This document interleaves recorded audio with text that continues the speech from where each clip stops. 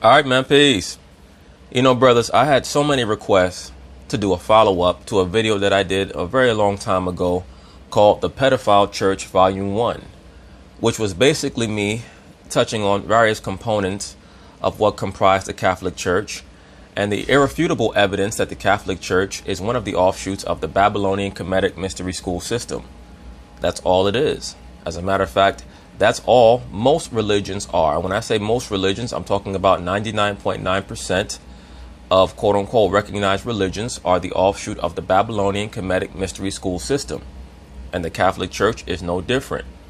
So when people are surprised by the preponderance of the allegations of quote-unquote pedophilia that emerge from the Catholic Church or pertaining to the quote-unquote priests of the Catholic Church, it's really because they're unacquainted with the understanding of what the Catholic Church actually is about and where it derives from.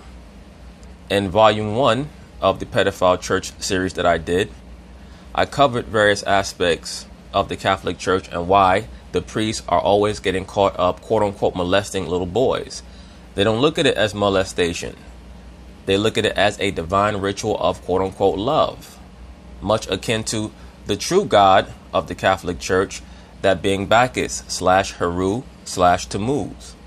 And the reason why I cover these names repetitively is particularly for many of you brothers that are in the knowledge who might not fully grasp the importance of understanding these quote-unquote pagan deities. Because when you read the Bible, you have to read it through a historical context, through a historical lens, because the Bible is a history book. A lot of people do not understand that or accept that. Why is that? Because we're living in an age of Luciferianism, where Luciferianism is being pushed and promoted as liberty, as freedom. And that's only to reveal those who are not of the truth. And they have to be raised up, just like the righteous have to be raised up, or the hopefully righteous have to be raised up. That's the point. There's always going to be a balance of left and right. And this is a theme that I'm going to be covering in other videos that are associated with this topic. But just to get back to the topic of this video, that being the quote-unquote pedophile church, the quote-unquote Pope of the Catholic Church, Pope Francis, has fallen under a great deal of scrutiny from the mainstream media due to the perception that he's not moving harshly or quickly enough to deal with many of these allegations of pedophilia. Once again, the reason why they're scrambling, when I say they, I mean the higher church officials, is because pederasty is ingrained within the framework of the Catholic priesthood. Once again, it's of direct origin, direct derivation from the Babylonian Kemetic mystery school system. The high priests of ancient Kemet, the high priests of ancient Babylon, were also engaging in ritualistic sex with young boys. A lot of the Kemet dudes are going to get mad at that. I really don't give a shit. But anyway, let's hear what they have to say about this situation. Of course, they're going to talk about it, and I'm going to chime in. Pope Francis refuses to answer accusations that he knew about alleged sex abuse by a former cardinal and allowed him to serve unpunished. Well, of course, the Pope knew about the cardinal molesting small boys and probably older boys up to the age of 11 or 12 years old, because that most likely is what he's doing as well. And as an altar boy, he most likely was molested himself. Of course, everything that I'm saying is alleged, but you have to understand the spiritual components of many of these stories. As most of you brothers that are in the knowledge understand already or should understand, Vatican City is an area of high spiritual resonance for Luciferianism or enlightenment on the left-hand side. Vatican City was one of the main capitals that was set up by Nimrod and his father Cush, aka Asar, aka Pharaoh Manes. That was another name that Cush went by, or Pharaoh Narmer was another name for Nimrod.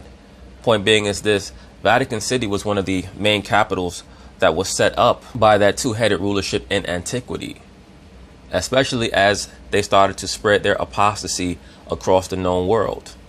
In the ancient world, the land known today as Italy was known as Saturnia.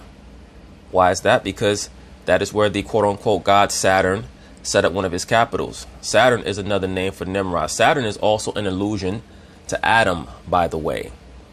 As I tell many of you brothers, most of the quote-unquote pagan gods of mythology are an allusion to historical figures, patriarchal figures, whether they be antediluvial or post-diluvial, post-flood. Antediluvial means, or antediluvial means before the flood, and then you have after the flood. So when you read the scriptures and you read about people like Adam and Enos and Methuselah and Lamech, Noah, etc., after the flood, you read about Shem, Ham, Japheth, Nimrod, Cush, Mizraim, etc. When you read the stories from the quote-unquote ancient Greek or the renditions of history in the Sumerian king lists or Kemet, that's what that's in reference to. Even to this very day, Vatican City, within the city of Rome, is known as a city-state. You have Washington, D.C., you have Vatican City, and you have Inner London that are set up as city-states, meaning localities of high importance in regards to the rulership of this world. This is a global society that we live in. That's one of the main motifs that I've been covering on this channel since this channel's inception, is the understanding that those three localities, Washington, D.C., Vatican City, and Inner London, are set up as capitals within capitals that have their own individual importance. Washington, D.C. is the militaristic city-state, Inner London is the financial city-state, and Vatican City is the spiritual city-state. The Pope acts as the vicar of the ancient pontiffs of antiquity, that being the pontiffs of Babylon and the pontiffs of ancient Kemet, who are known as quote-unquote pharaohs. That's who the Pope represents, believe it or not. He does not represent the avatar of quote-unquote St. Peter or the latest line in the Bishop of Rome claiming that it was originally St. Peter. That's all a lie. While the Pope was in Ireland and meeting sex abuse victims, a former Vatican official made the claims in a letter. Now, this comes less than 2 weeks after a scathing grand jury report in Pennsylvania detailed sex abuse in the Catholic Church. Seth Doan is following developments in Rome and joins us now with the latest. Seth, good morning. Once again, and most of you brothers most likely know this already, the term Vatican means the divining serpent. Okay? In the ancient world, they venerated the dragon / serpent because of the correlation between the serpent and wisdom. The serpent is always going to be used as a symbol for rulership and divine wisdom. That's why it's likened unto the sun, because the serpent was viewed as being the enlightener of man, like the sun in the sky is the enlightener of the earth. So the correlation was always placed together. Once again, in the ancient world, they did not literally worship the sun. The sun was used as an emblem, as an image, as a symbol of light, of knowledge. Now for the profane, meaning the people who were not meant to gain an understanding of the mysteries, they were told, yes, you just worship the sun. Like you have a lot of these Kemet dudes out here who tell you, yeah, why can't we worship the sun? The sun brings light and heat. You know why they say that and why they have that low level understanding? Because they're amongst the profane. They're not meant to understand the mystery school system. The mystery school system is bent totally around the veneration of Nimrod and his father Cush. And also, in an extended sense, the veneration of Adam. Remember, Adam is the earthly man. He acts as one of the counterparts of Christ. Christ has numerous counterparts, one of them being Nimrod, another one being Adam. Adam was not a righteous man, despite what many people might think. He actually was the first Saturn. He was the first Pan. He was the first hidden one. When you read Genesis, the 3rd chapter, of course, we see Eve get beguiled by the serpent, representing that entity of wisdom, of trickery, of beguilement. She got beguiled, and then she beguiled the man, or Adam allowed himself to be beguiled because he put her on a pedestal. And thereafter, after they saw that the quote-unquote fruit that they ate was good in their eyes, and they got an understanding of sin and the difference between right and wrong, it tells you that they hid. They hid from quote-unquote God as he searched for them in the garden. Once again, that's where we get the term Saturn from, or Satyr from, S-A-T-Y-R. It means to hide, okay? The hidden one is allegorical, it's not literal. Now Saturn, or the hidden planet, falls within the constellation of Capricorn, as we know as the goat. That is why the satyrs are viewed as being, or depicted as being, half man, half goat, also known as Faunus. That's where we get the character of Pan from. The name Pan means to turn aside, or to be turned aside. In other words, what? To sin. Okay? And Pan was known as what? He was known as the quote-unquote woodland god, the god of Pederasty.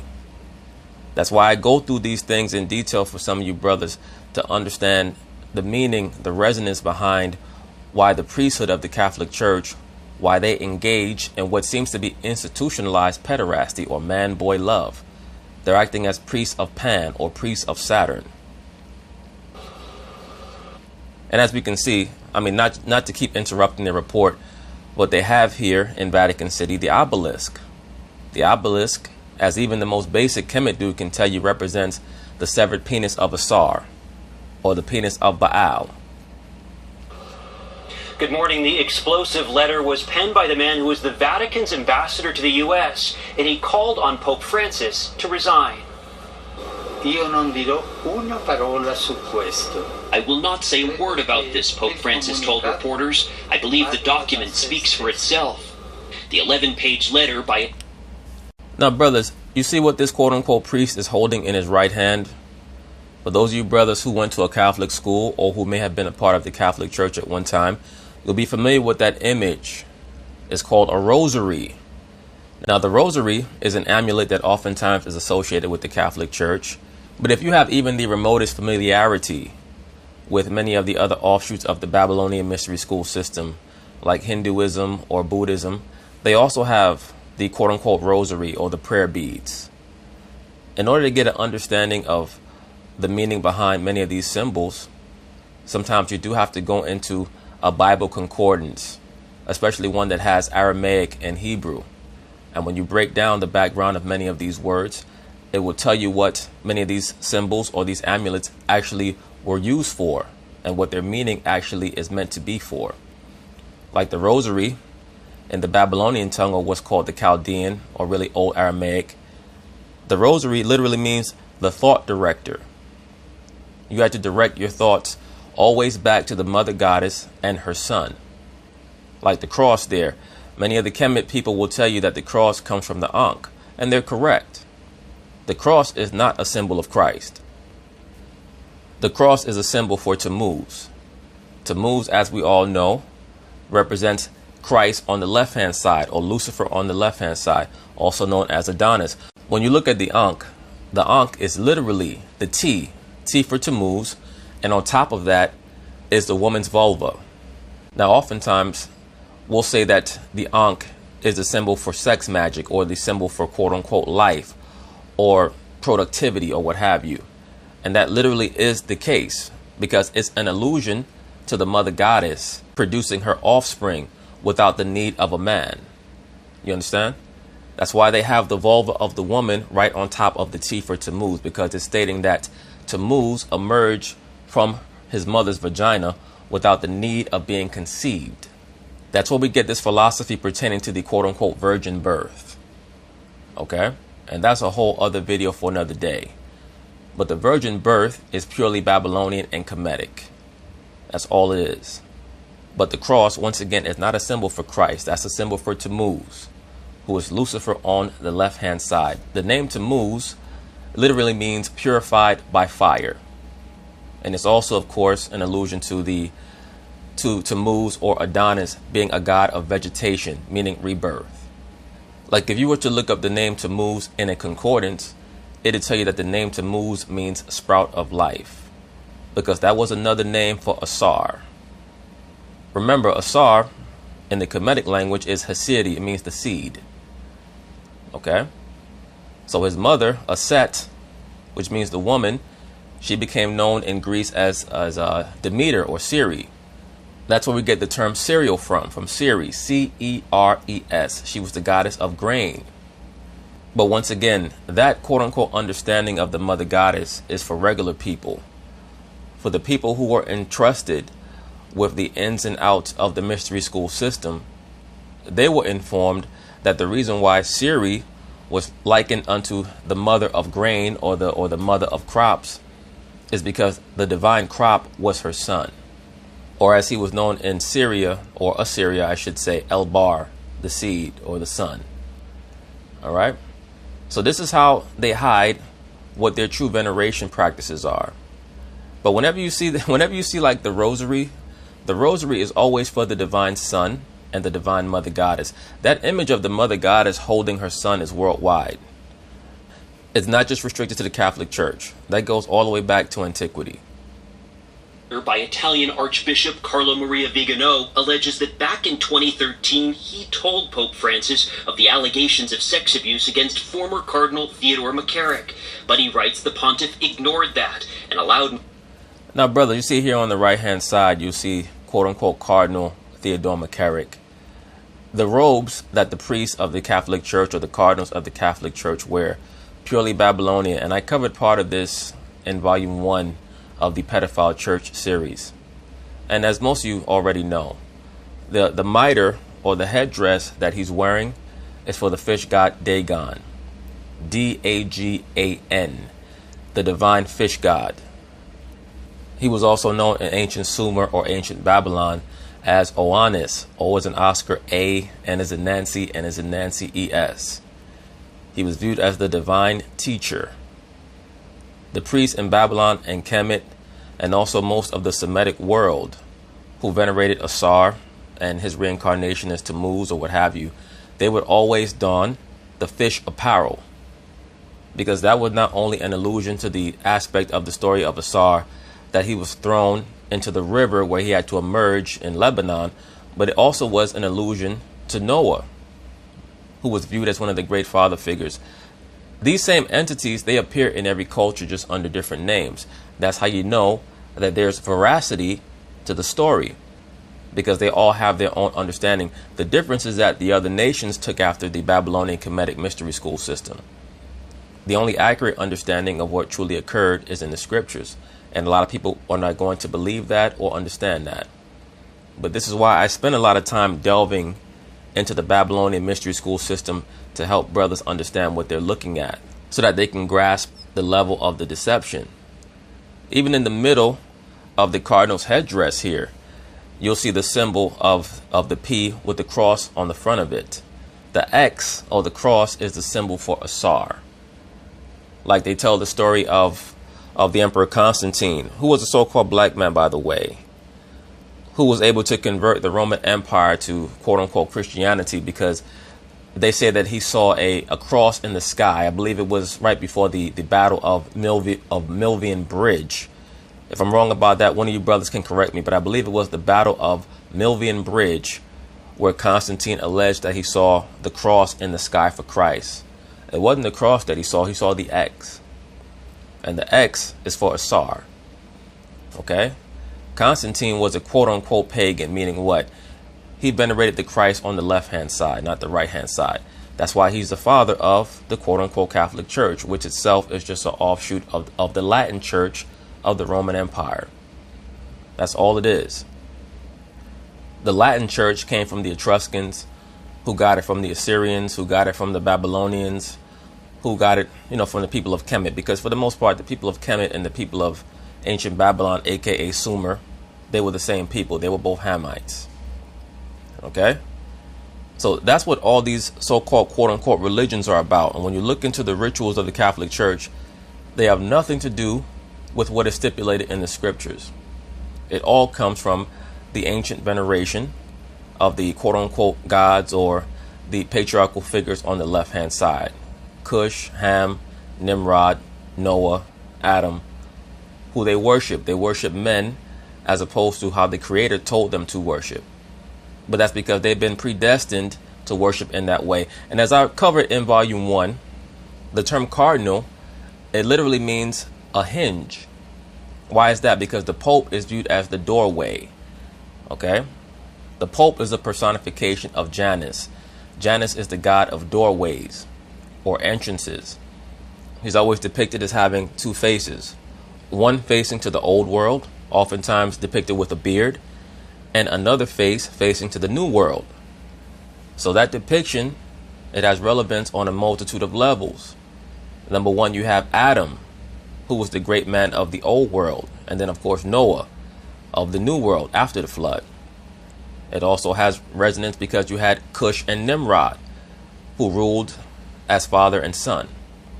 And not to digress, but that's what Darth Vader was referring to. Remember in Empire Strikes Back, he stated, "We can rule the galaxy as father and son." Darth Vader was Osiris or Asar, the god of death. And his son Luke Skywalker or Lightbringer, was Heru, I've stated this in other videos. One of the monikers of Heru or Horus was the Skywalker. Okay? But, Star Wars, if we're going to go into that film, I'll be here all day. I don't want to digress too much. But it's very important that you understand many of these symbols that are used in the Catholic Church, because they'll tell you why they seem to have such a hard time with this so-called quote-unquote pedophile issue. It's not really a pedophile issue. It's a pederasty issue.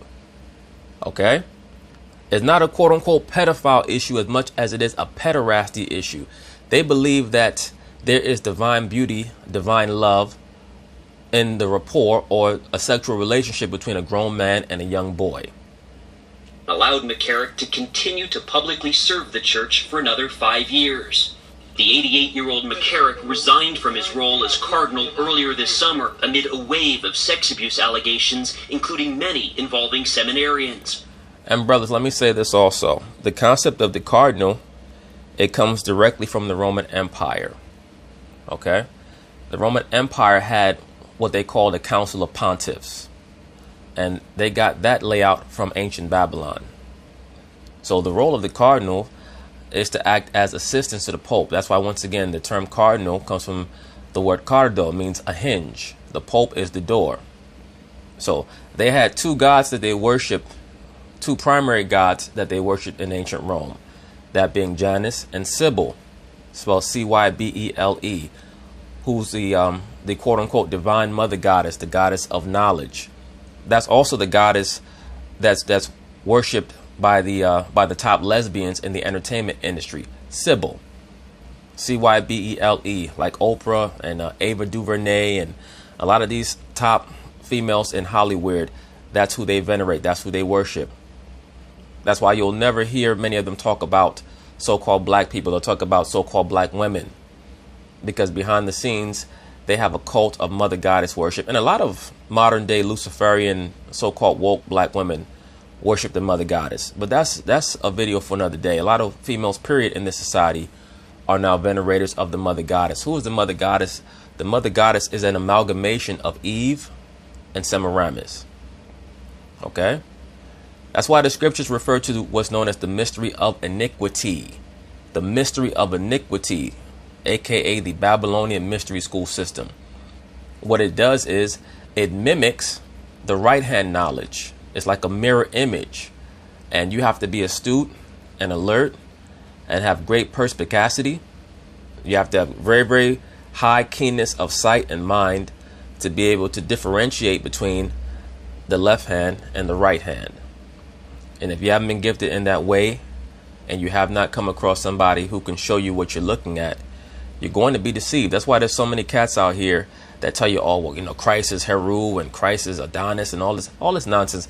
That started in the mid to late 1800s, when the Illuminists or the Luciferians, they started to study with many of the sages of the Far East.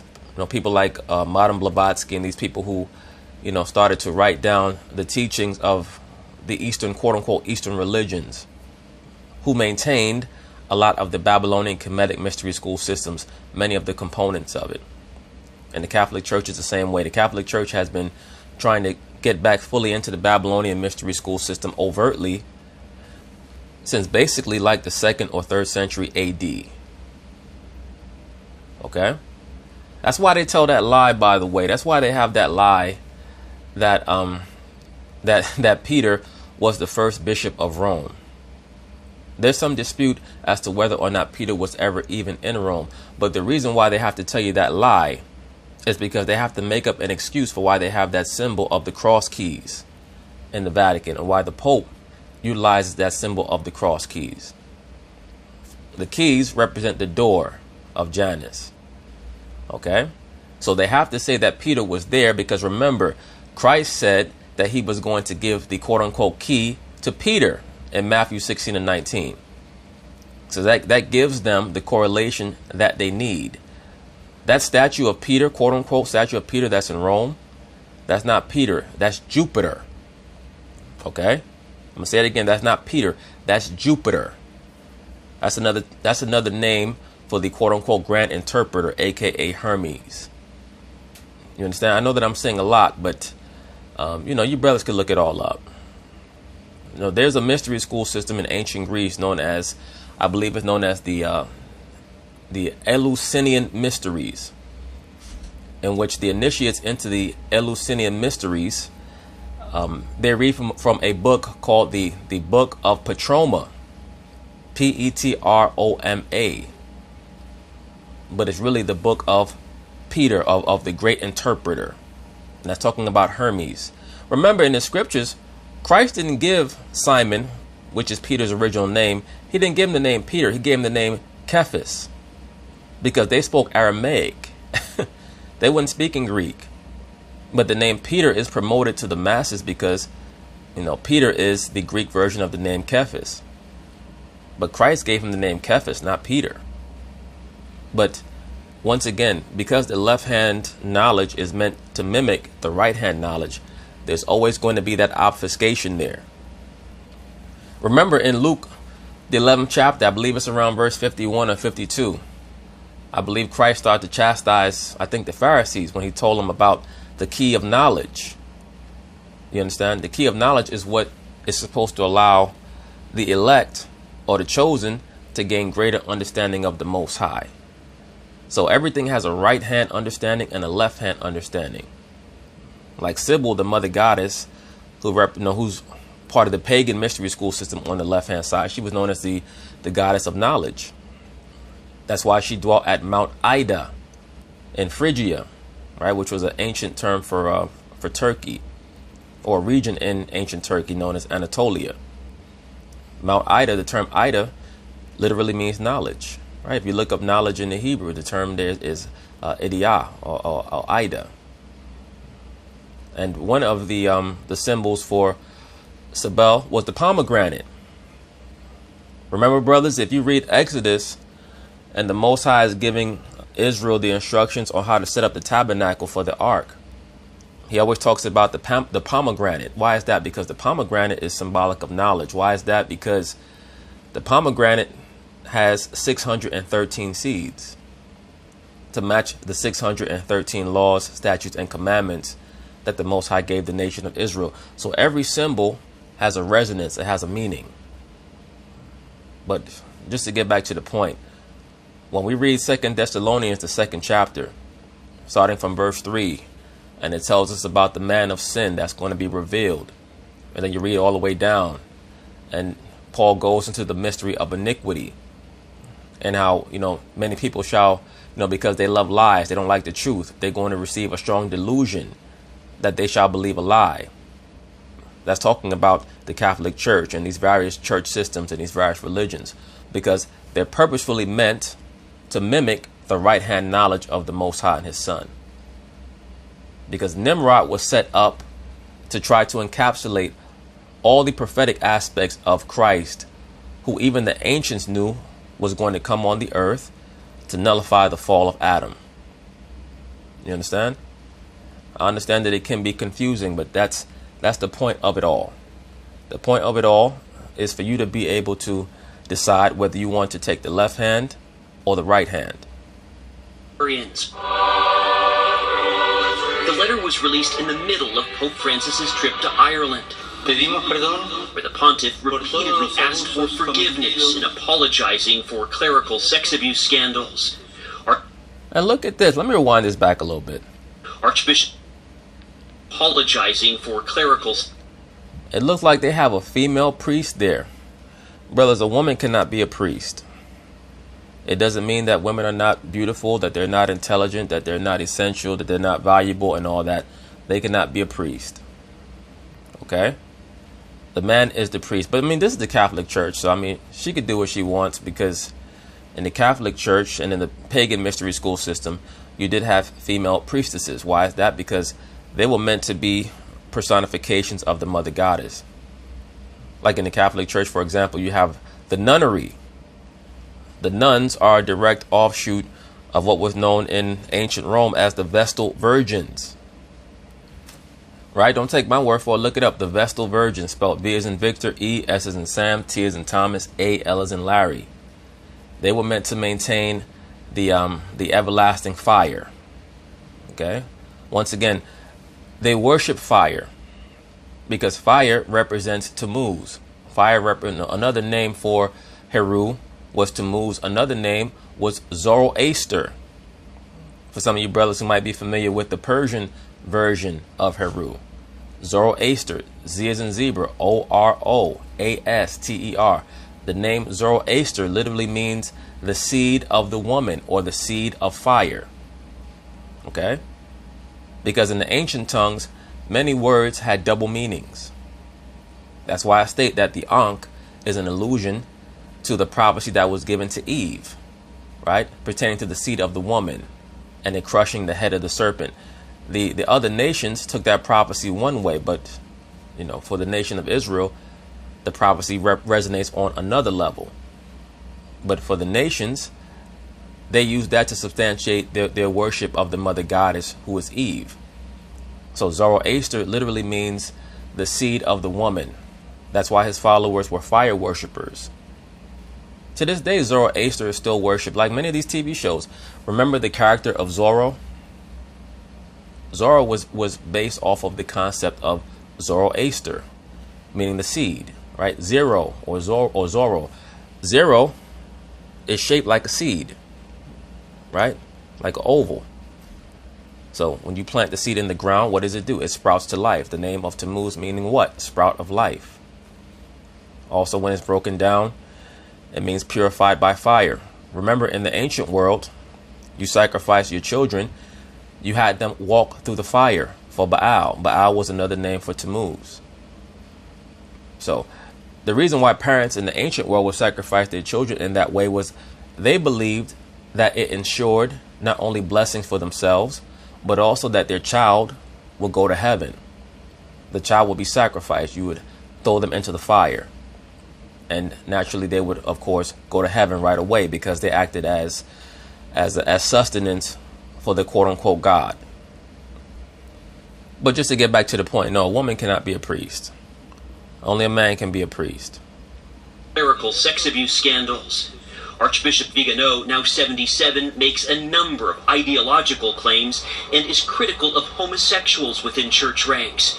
He does not offer any proof for his statements, including that Francis ignored sanctions that had been placed on... Brothers, you will always see this color scheme within the priesthood of the Catholic Church of black, white, and red, because it represents the quote-unquote black mass. The black mass is for Pan. Okay? You'll see that oftentimes in Luciferianism, that color scheme of black, white, and red. And I'm going to be delving into that a lot more, using a lot more subject matter. But that's very, very, very important, very, very relevant. Remember, the color black is reflective of the veneration of Saturn, the hidden god, also known in ancient Kemet as quote-unquote Amun-Ra. Amun-Ra was always depicted as having the ram horn, or like being part ram, part man. For those of you brothers who read the scriptures, who read Daniel the 8th chapter, it tells us about the goat, Alexander the Greek, or Alexander the Macedonian.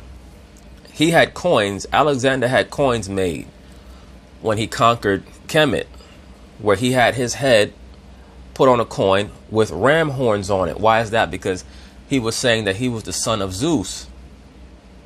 So Zeus is just a Greek version of Amun-Ra. That's all it is, right? And Zeus is the Greek version of Jupiter, right?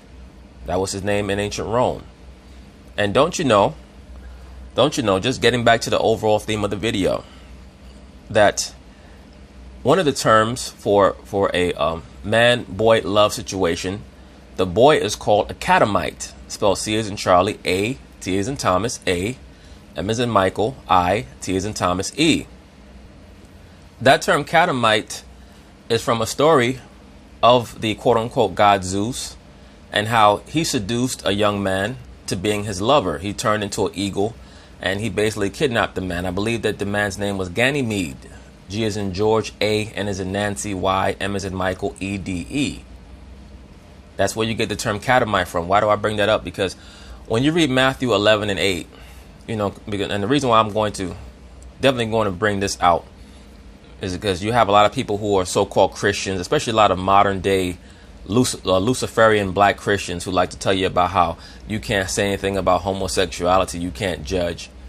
Well, Christ himself alluded to homosexuality when you read Matthew the 11th chapter and the 8th verse, where he stated, I believe he stated, "What went ye out for to see? A man in soft clothing, or a man clothed in soft raiment?" He said, people that are in soft raiment live in kings' houses. He was referencing catamites, or little boys who had to sleep with men. And that also links up with 1 Corinthians 6 and 9, where Paul condemns effeminate, right? The word there is malakos in the Greek. It means a catamite, right? You are not allowed to be a boy, basically a boy prostitute. And that's also what the term sodomite means when you read the quote unquote Old Testament. A boy prostitute. Little boys that were going around having their bodies used. And that brings us right back to the so-called Catholic Church. Their priests are the priests of Baal.